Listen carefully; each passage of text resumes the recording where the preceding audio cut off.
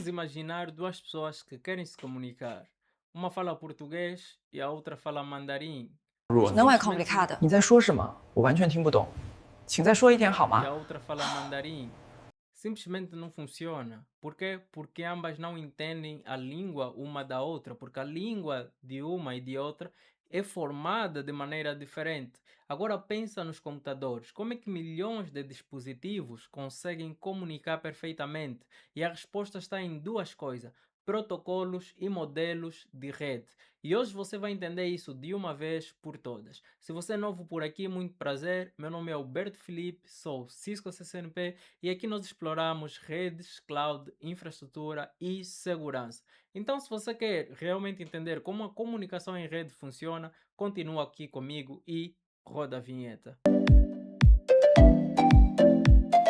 Para entender redes, precisamos começar pela base mais importante de todas, a comunicação. E para que a comunicação ocorra, é necessário que haja um protocolo. Ou seja, quando falamos de protocolo, nós estamos a falar de regras que vão definir como os dispositivos comunicam na rede. Ou seja, não basta enviar dados, é preciso saber como é que eu vou enviar, quando vou enviar e como interpretar. Imagina uma conversa aberta no WhatsApp. Você envia uma mensagem, a outra pessoa recebe e responde. Tudo isso segue regras. E na rede é exatamente a mesma coisa. E na prática nós utilizamos vários protocolos, HTTP para a comunicação web, TCP para entrega confiável, IP para endereçamento, DNS para a tradução de nomes. Mas surge uma pergunta muito importante: como é que vamos organizar então toda essa comunicação para que tudo funcione de maneira muito previsível? E aqui é onde entram os modelos de rede. E para resolver esses nossos problemas, foi criado um modelo teórico chamado modelo OSI. Quando falamos do modelo OSI, estamos a falar de um modelo teórico que vai organizar a comunicação em 7 camadas.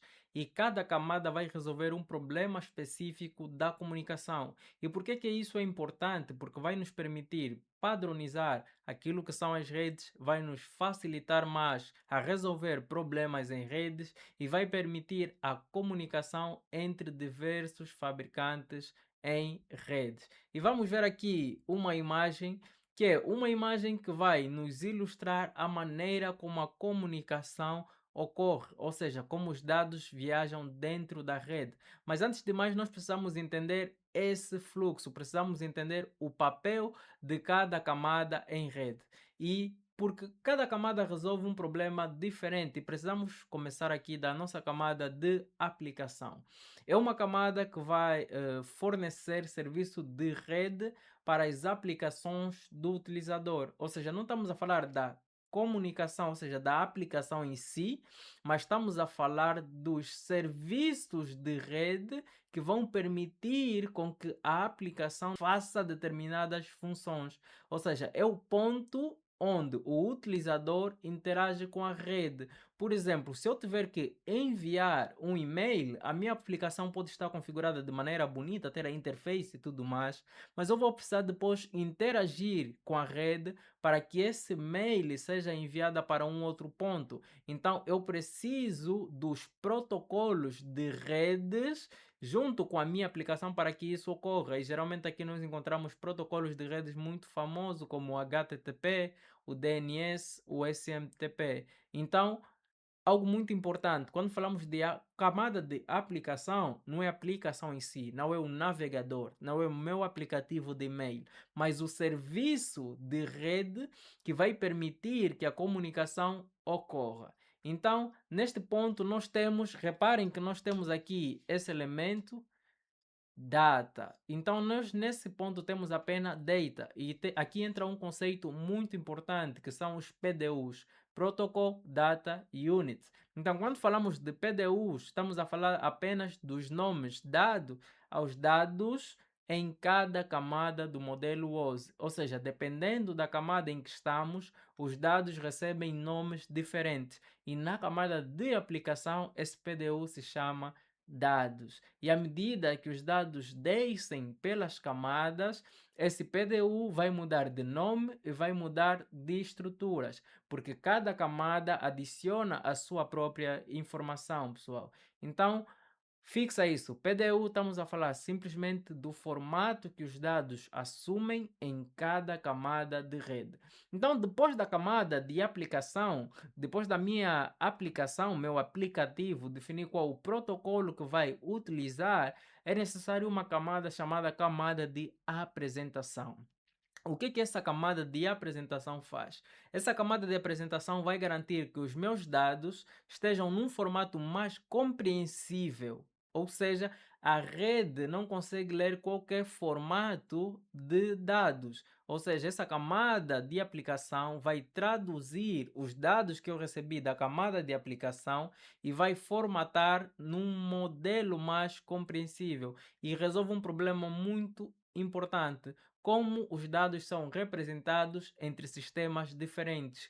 Um dispositivo da Huawei pode ter dados em formatos diferentes e talvez um dispositivo da Cisco não entenda. Então nós temos aqui essa camada que tem funções típicas como conversão de formatos, como compressão de dados, como criptografia, ou seja, prepara os dados para o envio. E aqui o nome do PDU ainda é dados, mas nós temos mais informações adicionadas aos nossos PDUs original. Então, e depois da camada de apresentação, nós temos a camada de sessão. Aqui o foco já não é o formato que os dados têm, ou seja, já não é a conversão do formato, já não é criptografia. O foco aqui é a gestão da comunicação. E a camada de sessão vai ser responsável por estabelecer, começar, manter ou terminar sessões entre diferentes sistemas. Então, em questões de iniciar comunicação, manter os dispositivos sincronizados, garantir continuidade, é responsabilidade da camada de sessão.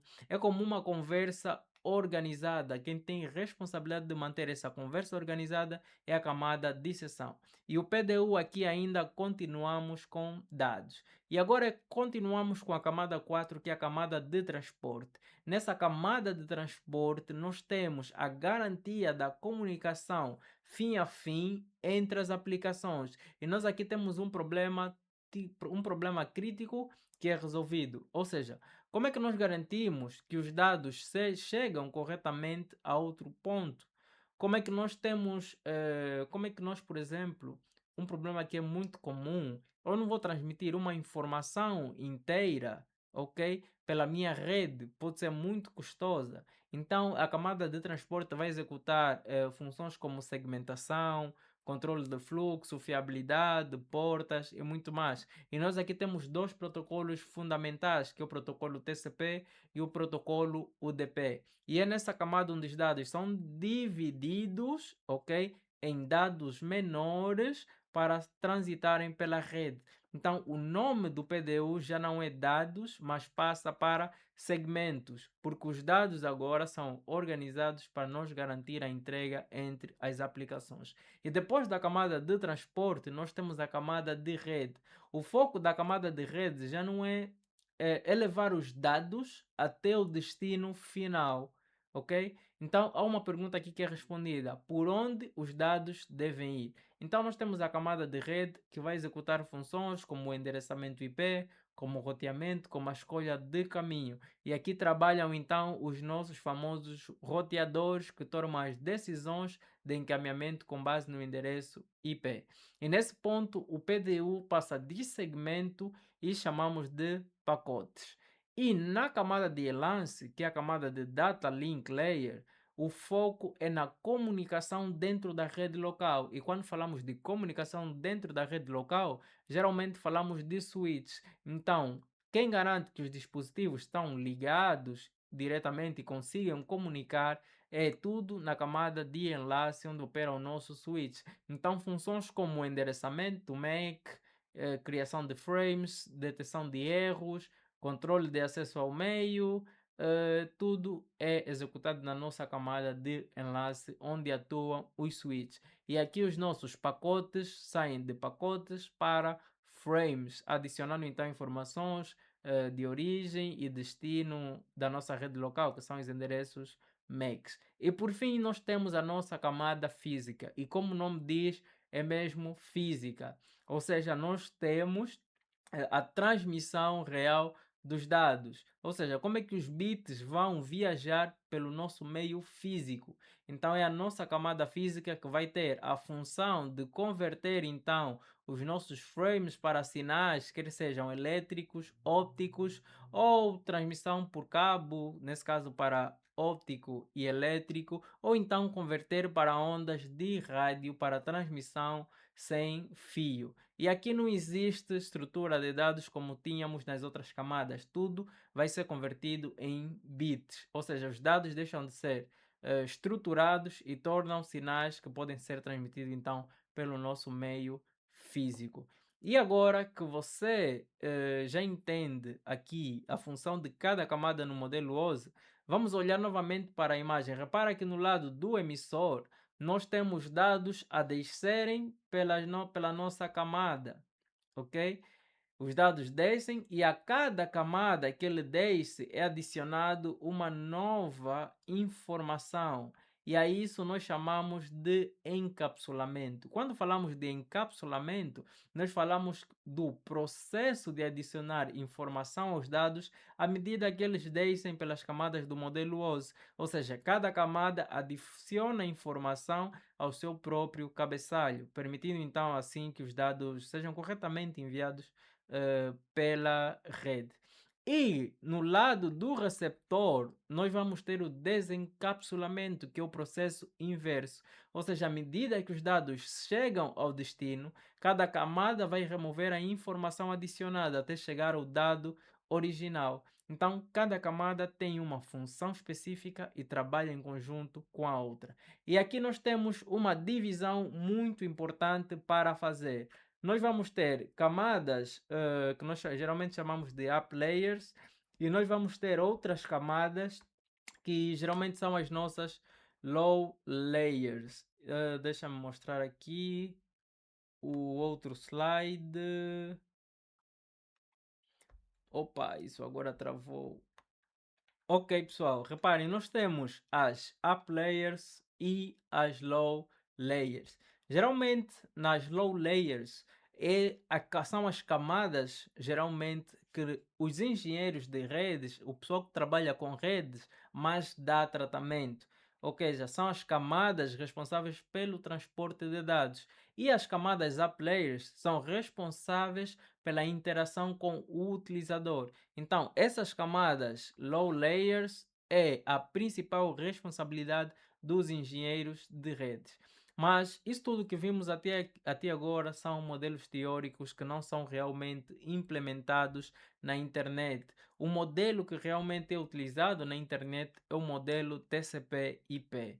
O que é o modelo TCP/IP? Nós temos apenas 4 camadas, que é a camada de data link, que é a camada de internet, que é a camada de transporte e a camada de aplicação. Ou seja, o TCP/IP, o que ele faz basicamente, utiliza o mesmo conceito do modelo OSE, só que é mais prático de implementar. O modelo OSE é mais teórico e o que muda, pessoal, é só que essa camada de aplicação agrupa a nossa camada de aplicação anterior, a nossa camada de sessão e a nossa camada de apresentação. Opa, pulei aqui.